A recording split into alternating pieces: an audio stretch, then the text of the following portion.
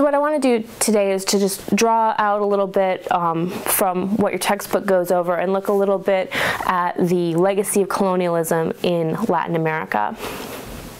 So in about the 15th century, the Spanish began to colonize in what was to them a new world, though there was millions of people living in the Americas. So we can think of this interaction between the old world of Europe and the new world of the Americas as creating a lot of different aspects. There was an exchange of goods between these two different spheres. So things that weren't available in Europe all of a sudden became available to them. So things like potatoes, tobacco, tomatoes, things like that. Crops then were also brought to Latin America from the old world. So you have this exchange of crops and goods. There's also an exchange of animals, things like horses, cattle, pigs, and sheep brought over from the old world to the Americas. It shows some of that exchange in a more visual way. So you see things on the top here from going from the Americas to Europe, and not only Europe but also Africa and Asia that had been, interconnected for some time. But also a lot of negative things such as disease, so smallpox, influenza, typhus, measles, malaria, whooping cough, all of those things being introduced to the Americas for the first time, where the population had built up no immunity to these sorts of things. So that led to a tremendous demographic collapse, and people aren't sure really what the scale of this was, but the estimates range between or up to tens of millions of people who were killed through these sorts of epidemics. So this began around 1500, so after that initial contact between the two spheres, and about 75% of the indigenous peoples that lived in this area were thought to have died. So if you can imagine just the mass scale of that, to having 3 out of 4 people in a community to be dead, and that would just leave sort of huge changes in terms of the ability to work the land, to be able to survive, to be able to maintain settlements. And also this led to a sort of scarcity in terms of labor. So soon after that initial contact, you have the Spanish and Portuguese begin to colonize throughout Latin America. So this lasted for nearly 300 years and has left a lasting legacy that we'll talk about here in a little bit. So the objectives behind this colonization, a lot of it was to regain power and retain power in relation to other European countries. So the ability to capture this land, maintain this land and its resources was a real benefit to the country that's able to do that.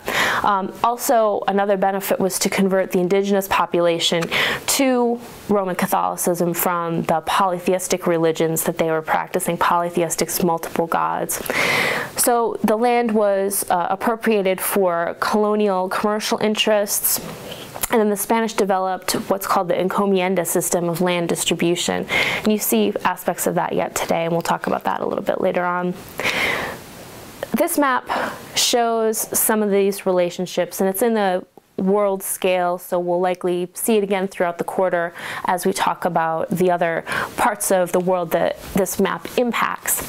But if we look at Latin America specifically, we can see a huge amount of resources that were drawn from Latin America into Europe. So the key ones here are silver and gold. What you'll also notice here is a black line with arrows that signifies a sort of triangle of trade that was set up across the Atlantic. And what you see on these lines is the voyage of a slave trader called Enterprise that went from Liverpool to Nigeria to Cuba. So that introduction of sugar as a major commodity in the Americas then really fueled that trade in terms of bringing slave labor to the Americas. It was especially important in the Caribbean that produced about 80% of the world's sugar, so things like sugar and then rum as a byproduct from that. And there was huge demand in Europe. Now we can kind of break down the different legacies of European colonialism in Latin America into a handful of different aspects. The first is religion. If you look at the pie chart here, you can see that the major religious affiliation in Latin America and the Caribbean is Catholicism. So around 400 million folks as Catholics within the region. Evangelicalism is really growing in this area as well. It's estimated about 40 million folks. About 30 million folks practicing traditional African religions, about 10 million Mayans, and then smaller aspects of Islam, Judaism, and indigenous religions. Another legacy of European colonialism is culture. So things like the Spanish and Portuguese language dominate in many places, but it's important to remember that there are a lot of other indigenous languages that also exist here as well. Often these indigenous languages are more dominant in rural areas than in the cities. So if we look at this map a little bit more closely, we can see the places that have the sort of peach color are places where Portuguese is the dominant language, places with Spanish are that lighter brown color.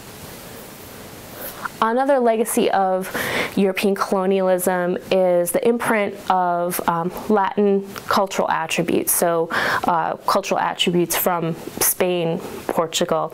So things like gender relationships that we'll talk about in a little bit, sport, football, or to Americans, soccer, music, art, and literature having a big influence, and also, you know, shared between Latin America and Spanish and Portuguese folks in Europe as well. So kind of a shared language culture, and somewhat similar that the United States has with Britain.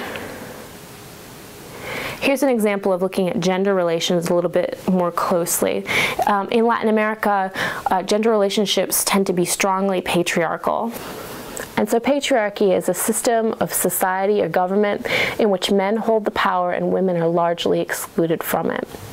In Latin America, there's two basic gender roles. One's known as machismo, where you have a strong or aggressive masculine pride and the assumed superiority of men over women. Now these are sort of the negative aspects of machismo, but there's also some positive aspects such as childcare responsibilities, politeness, respect for women's autonomy, and some nonviolent attitudes and behaviors. The female gender role here is Marianismo, and this is a sort of submissive, conservative, pure, morally strong, and self-giving and family-centered sort of gender role for women. It's associated with the Virgin Mary in Christianity, but it's really important to think about how this aspect of identity may intersect with other things such as class. So these traits may be more emphasized for middle-class women, but less so for poor women. Though it's important to understand that women's rights are improving in Latin America and the Caribbean, this part of the world has more female heads of state than any other world region and more female members of parliament than nearly every region. Some of the countries have quotas for the number of female representatives. In many places it's about 30%, which is far, far more than the United States has. Also, the traditional cultures tend to hold women back, particularly in rural areas with little access to formal education. Another legacy of colonialism is class structure. Since the early colonial period, whites have been the dominant status group or category, and whiteness has represented power, wealth, privilege, and beauty in the region, while Afro-descendants and indigenous persons have been at the bottom of the social structure. In social interactions today, as in the past, persons deemed as white have been bestowed with formal and informal privileges, social deference, and positive attributes. This is according to research by Tellez and Flores at Princeton University. You can see the hierarchy described here and illustrated in the chart. So, as we said, whiteness and European cultural values as favored, so light skin, light hair. Then, as we go sort of through the hierarchy, the peninsulars are European-born Spanish at the top of this hierarchy, Criollos as Spanish-born in the Americas, Castas as a mixture of European and indigenous culture, Mulatto as Spanish and African mix, and Zambo as African and indigenous peoples. So what this actually plays out as in terms of people's life, we can look at here the sort of population of different Latin American countries related to ethnic and racial makeup. So in Argentina, about 85% of the population is Euro-American. In places like Bolivia, over 55% of the population is American Indian, 31% is Mestizo, and only 14% as Euro-American. In Brazil, about 54% is Euro-American and 33% as Afro-American, etc., etc.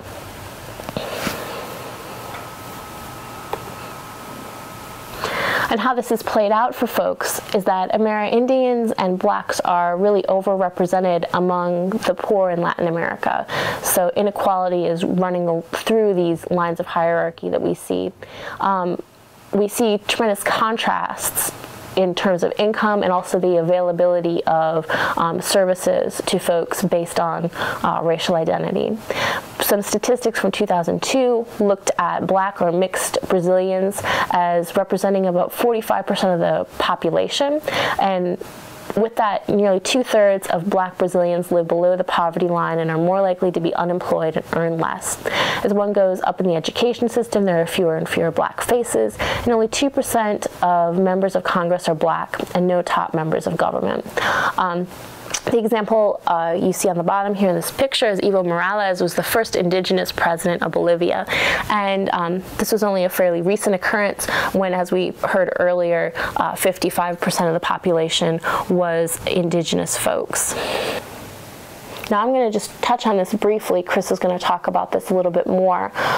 We see an urban structure in many Latin American cities that are based on the plaza, which is taken from the sort of Spanish urban structure as well. So you see a sort of square area with a public space and promenade surrounded by the Catholic Church, commercial and residential buildings, and also municipal buildings. And here's some examples of different plazas throughout Latin America.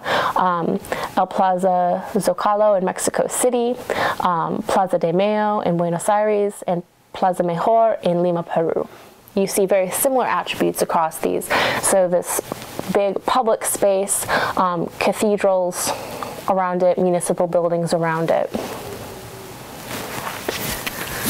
Another legacy of colonialism in Latin America is a rural structure based on the encomienda system.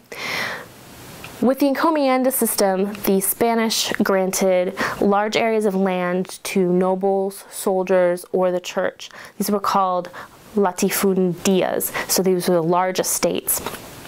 The groups mentioned were responsible for the political and economic control of the indigenous population there, and the indigenous population was basically forced to work the land. Then these goods that were produced were sent for export back to Europe. So often what was produced there was monocultures of things like sugar.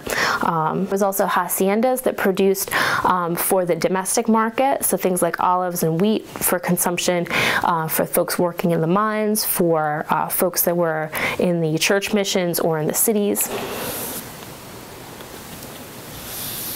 And then there was also very small plots of land that were available for the basically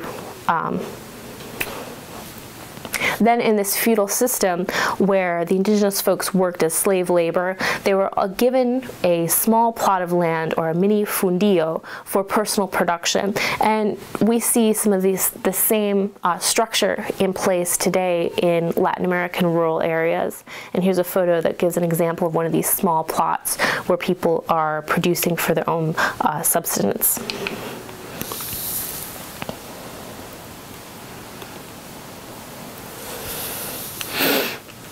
And the last legacy of colonialism we're going to talk about is resource use and exploitation of the environment and environmental degradation.